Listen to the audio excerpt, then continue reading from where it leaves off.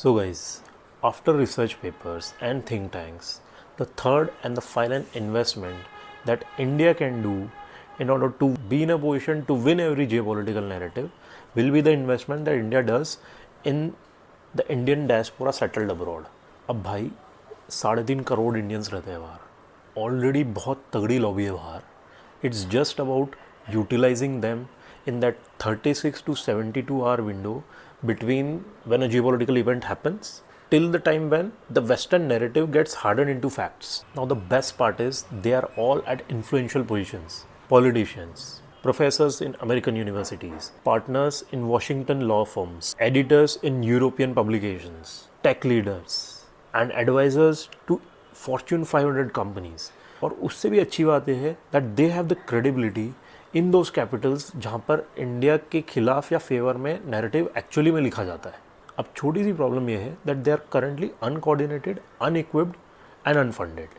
अब ज़्यादा फंडिंग की भी ज़रूरत नहीं है.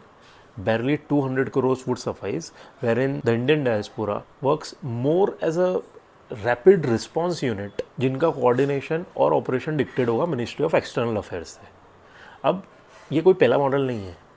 इज़राइल के पास already tried and tested model है. You just have to pick the leaf from Israel's public diplomacy success book. अब 200 करोड़ का क्या करेंगे?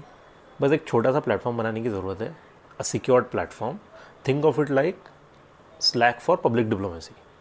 इसमें 500 से 1000 credible, pre identified and influential Indian voices from all over the world ये लोग रहेंगे.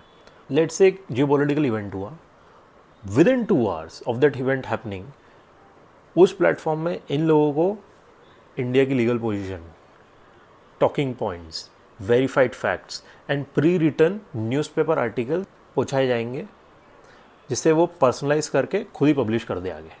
और उन फैक्ट्स में इंडिया की पोजीशन होगी that will be spelled out in front of the world in their voice. Just imagine करो गाइस, ऑपरेशन सिंदूर जब हुआ था, अगर हमारे पास ये ऐसा कुछ सिस्टम उस टाइम पे होता जहाँ पर इन 500 से 1000 इन्फ्लुएंशियल इंडियंस सब लोग साइमल्टेनियसली पब्लिश करते अपने आर्टिकल्स इन Washington post, New York times, guardian, ले मोंड, डर स्पाइगल, जितने भी मेजर पब्लिकेशंस हैं, इनमें इंडिया का नैरेटिव किस लेवल पे पहुंच जाता. So guys, for far too long India has been winning operations on ground. It's high time that we start winning the story as well, and the way to do it is by prioritizing and combining the effectiveness of research papers, think tanks, and mobilization of Indian diaspora.